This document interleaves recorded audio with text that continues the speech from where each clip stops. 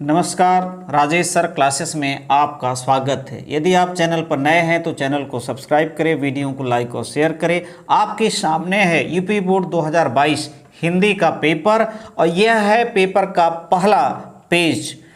यहाँ देखिए लिखा है अनुक्रमांक। यहाँ आप अपना रोल नंबर लिख देंगे, यहाँ नाम लिख देंगे और ये है संकेतांक जिसे आपको अपनी कॉपी पर रोल नंबर के नीचे एक जगह आयताकार बॉक्स रहेगा उसमें लिखना होता है, तो इसको ज़रूर लिखिएगा।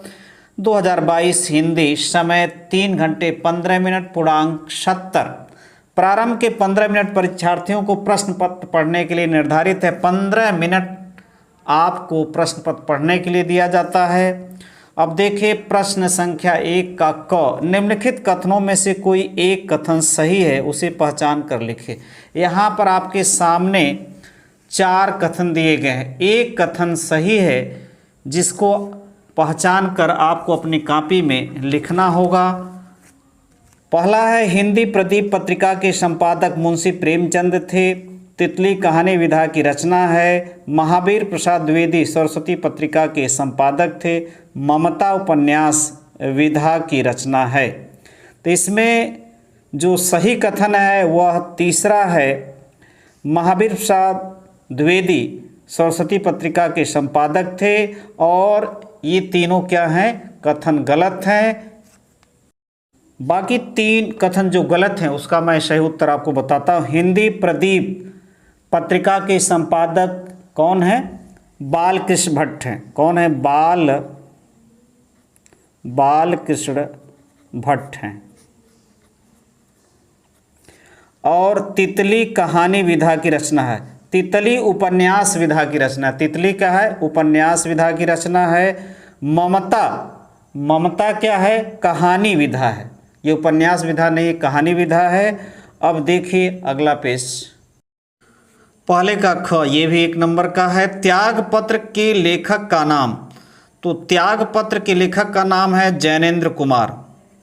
अब यहाँ है ग, पहले का ग, निम्नलिखित रचनाओं में से किसी एक रचना के लेखक का नाम लिखें। किसी एक रचना के लेखक का नाम लिखना है। रचनाएं हैं बाण भट्ट की आत्मकथा, सेवा सदन, नदी के द्वीप, गुनाहों का देवता। तो बाण भट्ट की आत्मकथा के लेखक हैं हजारी प्रसाद द्विवेदी। हजारी प्रसाद द्विवेदी। एक ही लिखना तो आप एक लिख सकते हैं, लेकिन सेवा सदन के प्रेमचंद जी हैं, प्रेमचंद। और नदी के द्वीप के रचनाकार हैं अज्ञेय। इनका पूरा नाम है सच्चिदानंद हीरानंद वात्स्यायन। और गुनाहों के देवता के रचनाकार हैं धर्मवीर भारती। लेकिन याद रखिए आपको एक ही रचना के लेखक का नाम लिखना है। अब देखिए घ, ये भी 1 नंबर का है। किसी एक रेखा चित्र विधा के लेखक का नाम लिखिए। किसी एक रेखा चित्र एक विधा होती है, जैसे कहानी उपन्यास, ये सब उसी प्रकार की रेखा चित्र विधा है। लेखक का नाम लिखिए। तो रेखा चित्र विधा के सबसे प्रसिद्ध लेखक का नाम महादेवी वर्मा। और लोग हैं लेकिन आप लिख सकते हैं, जैसे अमृत राय हैं, प्रकाश चंद्र गुप्त हैं। और यहाँ लिखा है किसी एक एकांकी लेखक का नाम लिखिए। किसी एक एकांकी लेखक का नाम, तो एकांकी लेखक के हैं डॉक्टर राम कुमार वर्मा हैं, जगदीश चंद्र माथुर हैं, उदय शंकर भट्ट हैं और लोग हैं। तो आप लिख सकते हैं एक एकांकी लेखक का नाम डॉक्टर राम कुमार वर्मा।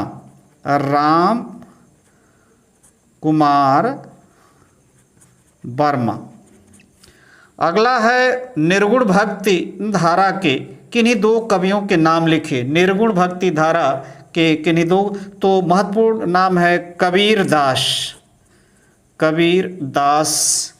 संत रैदास। 2 कवियों का नाम लिखना, संत रैदास। अब यहाँ लिखा है अगला जो है प्रश्न, प्रगतिवाद के किन्हीं 2 कवियों का नाम लिखिए। प्रगतिवाद के तो रामविलास शर्मा लिख सकते हैं, रामविलास शर्मा, रामविलास शर्मा, और लिख सकते हैं शिवमंगल सिंह सुमन, शिव मंगल सिंह सुमन, और नाम है केदारनाथ अग्रवाल, तो आप लिख सकते हैं।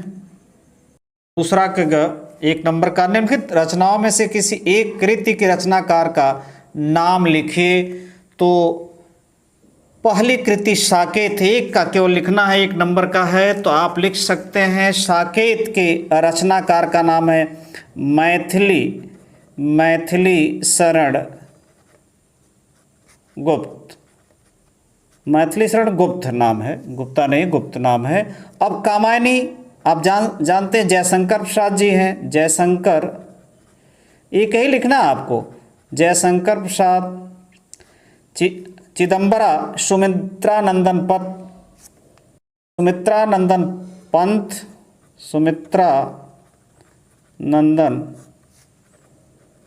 पंत, नीरजा के रचनाकार हैं महादेवी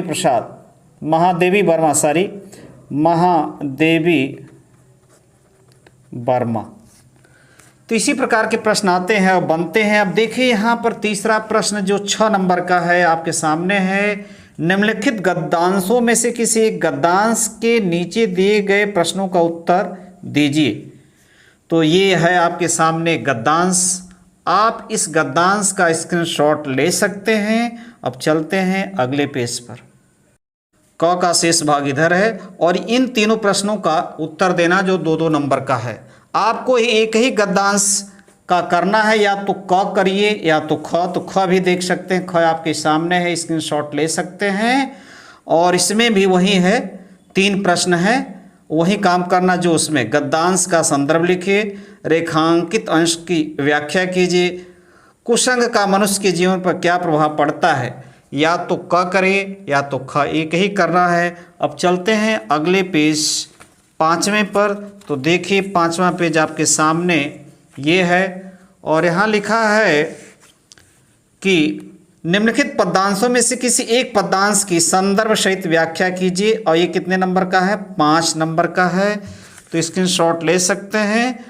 और क देखिए सामने है आपके, और यहाँ पर क स्क्रीनशॉट ले सकते हैं। इसी प्रकार के प्रश्न आते हैं और बनते हैं। और ये ख है, काव्य सौंदर्य भी स्पष्ट कीजिए, संदर्भ सहित व्याख्या और काव्य सौंदर्य भी स्पष्ट करना है।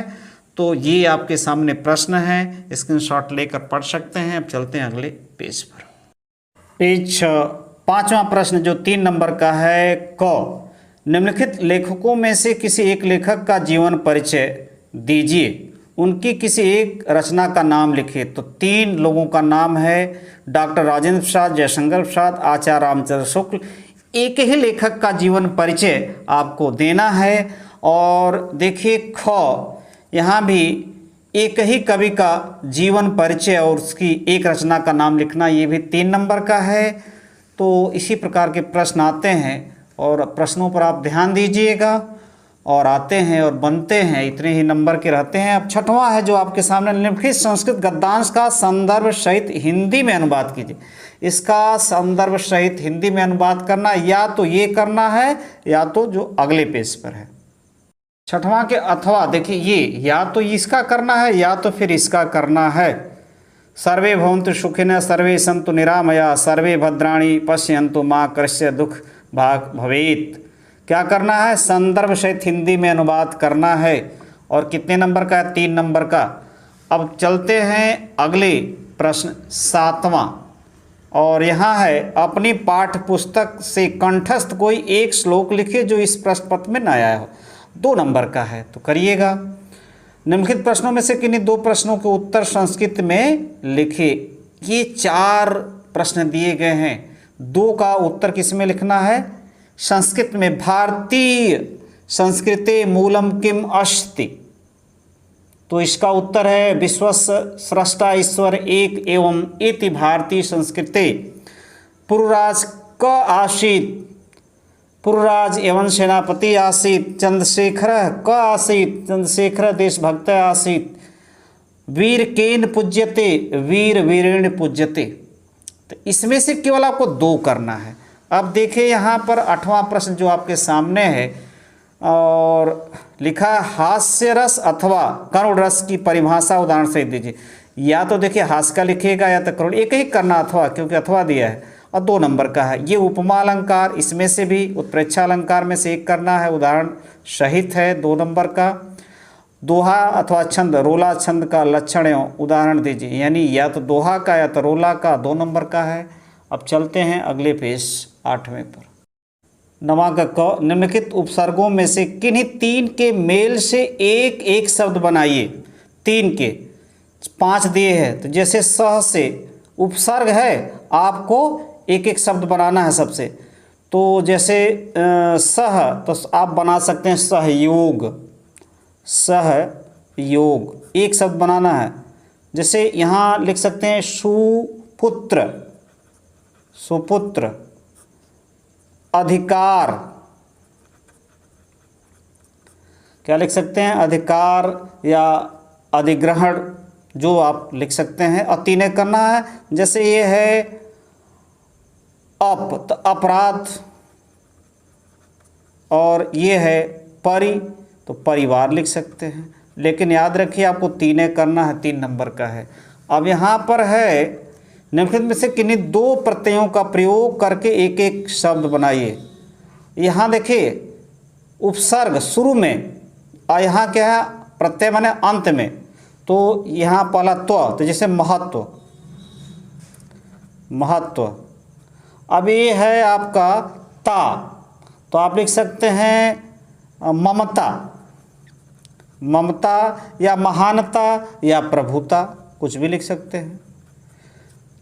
अपनापन या बचपन लिख सकते हैं, और 2 लिखना है, बचपन, अपनापन। या देखिए घबराहट, घबराहट, घबराहट लिख सकते हैं। अब देखिए यहाँ पर जो प्रश्न आपके सामने है, निम्नलिखित में से किन्हीं 2 में समास विग्रह करके समास का नाम लिखना है। तो 2 का करना है, 2 नंबर का है। तो त्रिवेणी समास विग्रह, तो इसको लिख सकते हैं 3 धाराओं का समाहार, 3 धाराओं, 3 धाराओं का समाहार, यानी संगम कह सकते हैं, मिलन, समाहार। और पूछा है कि समास का नाम लिखे, तो ये कौन सा समास है, द्विगु समास, द्विगु, द्विगु समास है। दिन रात, तो इसको लिख सकते हैं दिन और रात, दिन और रात। ये देखिए द्वंद्व समास है, कौन सा समास है, द्वंद्व, द्वंद्व समास है। तिरंगा, तो इसी प्रकार का त्रिवेणी की तरह है, तो 3 रंगों का समाहार, 3 रंगों का समाहार। तो ये भी क्या होगा, द्विगु समास होगा। माता पिता दिन रात की तरह है, माता और पिता लिख देंगे, क्या लिख देंगे, माता और पिता, द्वंद्व समास है। तो इसी प्रकार के प्रश्न आते हैं और बनते हैं। तो देखिए 9वें प्रश्न का घ, निम्नलिखित में से किन्हीं 2 शब्दों का तत्सम रूप लिखिए। क्या करना, तत्सम रूप लिखना है। जैसे आज, तो इसका तत्सम रूप होगा अध, अध। गांव, ग्राम, 2 का लिखना हो गया आपका, लेकिन आप लिख सकते हैं पानीय, क्या होगा इसका, पानीय। इसका होगा दुग्ध, दुग्ध। इसी प्रकार के प्रश्न आते हैं। यहाँ लिखा है निम्नलिखित में किन्हीं 2 शब्दों के 2-2 पर्यायवाची लिखे। तो इंद्र का, तो देवराज, देवराज लिख सकते हैं, देवेश लिख सकते हैं। बंदर, कपि, मरकट। शाखा में गंगा, आप जानते हैं भागीरथी, सुरसती, भागीरथी, सुरसती, सुरसती। और यहाँ बिजली, तो चपला, चंचला, चपला, सॉरी चपला, चंचला, चंचला। अब यहाँ लिखा है संधि विच्छेद, लेकिन याद रखिए दो का करना है आपको, ये हम तो पूरा बता रहे हैं। निम्नलिखित में से किन्हीं दो की संधि विच्छेद कीजिए और संधि का नाम लिखिए।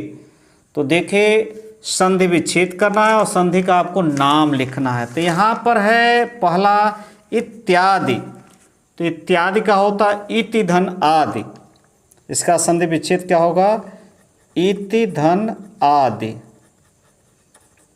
संधि पूछा गया तो ये यण संधि है, कौन सा संधि, यण संधि। और स्वागतम तो सुधन, सुधन आगतम, आगतम, इसमें भी यण संधि है, यही संधि है। मतवंतर तो इसका होगा मनुधन अंतर, मनुधन अंतर, इसमें भी यण संधि है, लेकिन दो ही लिखना आपका। मात्रा, मात्राज्ञा, मातृ धन आज्ञा, इसमें भी यण संधि है, दो लिखना है, याद रखिएगा आपको। अब चलते हैं अगले पेज। 10वां क, नदी अथवा मति शब्द का पंचमी विभक्ति का एक वचन रूप लिखे, अपने से करिएगा और कर सकते हैं, नहीं आएगा कमेंट करिएगा, हम बताएंगे। निम्नलिखित में से किसी एक धातु लकार वचन तथा पुरुष का उल्लेख कीजिए, 2 नंबर का है, किसी एक का करना है, ध्यान रखिएगा। निम्नलिखित में से किन्हीं 2 वाक्यों का संस्कृत में अनुवाद कीजिए, 2 वाक्यों का संस्कृत में अनुवाद करना है, इसी प्रकार के प्रश्न आते हैं। और यहाँ देखिए लिखा है निम्नलिखित में से किसी एक विषय पर निबंध लिखें, यानी ऐसे लिखना है जो कि 6 नंबर का है। इतना है, कितना दिया है, मेरी प्रिय पुस्तक, सूरदास, पर्यावरण संरक्षण के उपाय, आतंकवाद की समस्या, नारी शिक्षा का प्रभाव। अब चलते हैं अगले पेज 11 पर। तो देखिए अगला पेज 11 जो आपके सामने है, लिखा अपने पठित, 11 पेज में 12वां प्रश्न, अपने पठित खंड काव्य के आधार पर निम्नलिखित प्रश्नों में से किसी एक का उत्तर दीजिए। जो आपके यहाँ पढ़ाया जाता है, आपके शिक्षक बताएंगे या आपको बता चुके होंगे कि क्या पढ़ाया जाता है, उसी में से एक का उत्तर देना है। ये नहीं कि सबका उत्तर देना शुरू कर दे, जो पढ़ाया जाता है आपको पता होगा, आपके टीचर को आपको बताएंगे।